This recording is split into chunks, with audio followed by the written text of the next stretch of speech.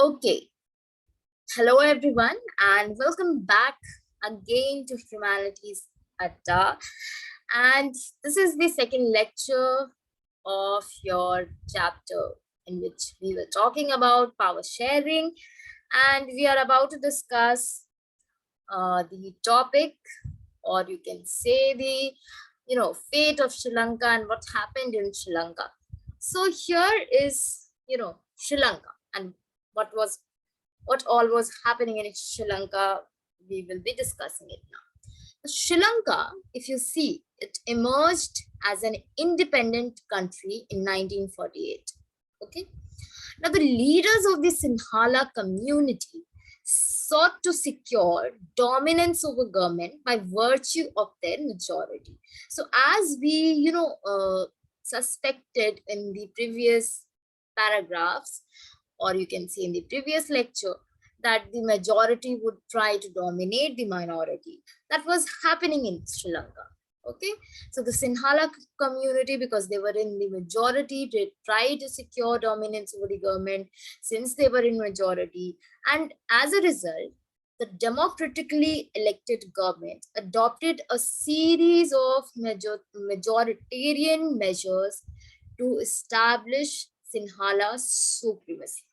So, a series of majoritarian measures were, adopted to establish the Sinhala supremacy. Now, in 1956, then you will see an act was passed to recognize Sinhala as the only official language, thus disregarding Tamil. Okay, so this happened in Sri Lanka, that Sinhala was recognized as the only official language in 1957, and then it was, kind of disrespect, or you can say disregard for the Tamil, and the governments followed preferential policies that favored Sinhala applicants for university positions and government jobs. So, kind of, you can say, favors were given by the state as a whole. And when I say state here, I mean to say the government. A new constitution stipulated that state shall protect and foster Buddhism. Why Buddhism? Because the Sinhala, they were the followers of Buddhism. That means here the state was promoting a religion. That means no space for secularism. All these government measures. Now, I hope you do understand the term of secularism. If not, please do mention in the comment box. I'll try to make you understand what the term secularism means, both in the Indian context as well as in the Western context. Now, all these government measures coming one after the other gradually increased the feeling of alienation among the Sri Lankan Tamils. So the Sri Lankan Tamils, they felt alienated. They felt that none of the major political parties led by the Buddhist Sinhala leaders was sensitive to the language and culture. They felt that the constitution, oh, I'm so sorry. They felt that the constitution and government policies denied them equal political rights, discriminated against them in getting jobs and other opportunities, and ignored their interest, which in fact was actually happening. It was not, just their, kind of gut feeling, but it was actually happening. As a result, the relations between the Sinhala and the Tamil communities strained over time. And then Sri Lankan Tamils launched parties and struggles for the recognition of Tamil as an official language, and then for regional autonomy and equality for opportunity in securing education and jobs. So they started demanding rights and, the recognition for their culture, for their language. But the demand for more autonomy to provinces populated by the Tamils was repeatedly denied. By 1980s, several political organizations were formed demanding an independent Tamil Elam state in the northern and eastern parts of Sri Lanka. So it was so that they were growing by the time, their demands were growing. And had the Sri Lankan Sinhala politicians not alienated the Tamils, Sri Lankan Tamils like this would not have happened. If they would have been more inclusive towards, formulating policies and the constitution, these kind of situation wouldn't have arisen in the first place. So it is kind of, you can take a lesson from there that in diversity, when your country is so diverse, when there exists diversity, you need to maintain the unity. And to maintain the unity, you as a government, when you are the government, you have to make such policies which appeases to all. Okay, you cannot just go on and you cannot just favor uh, one, you can say, one group of the population, and you cannot just avoid the other group of the population. So this is not how the government works.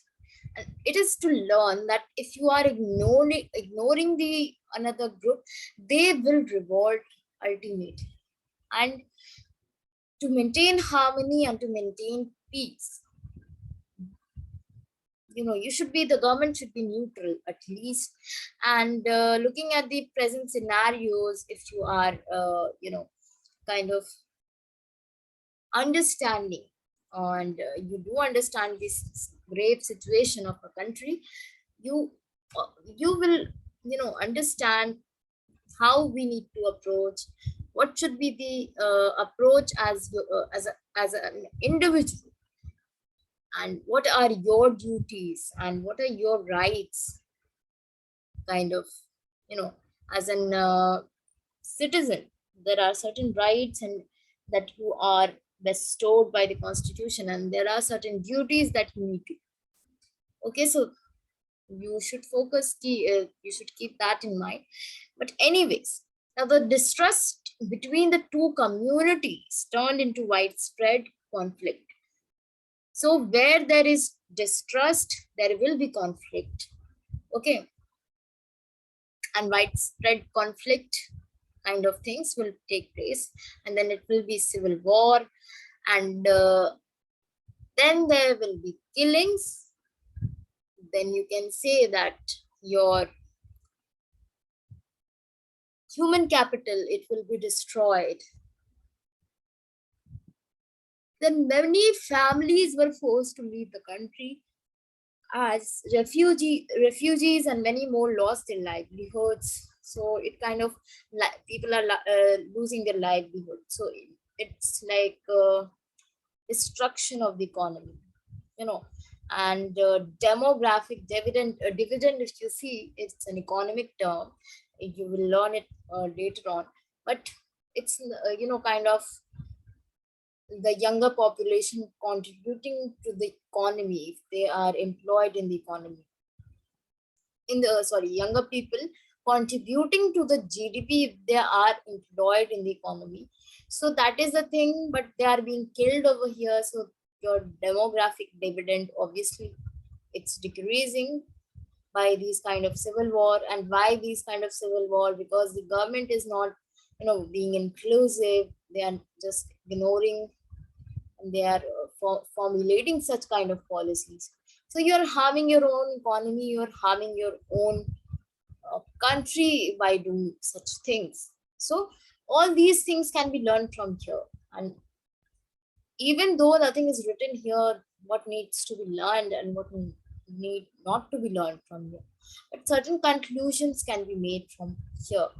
Okay, so you have read chapter 1 of economics textbook class 10 about Sri Lanka's excellent record of economic development, education, and health. But the civil war has caused a terrible setback to the social, cultural, and economic life of the country. It ended in 2009. So, see, I was telling you this, that these kind of wars, they bring havoc to the economy. It is, very much to keep in mind that these kind of wars, they should be avoided.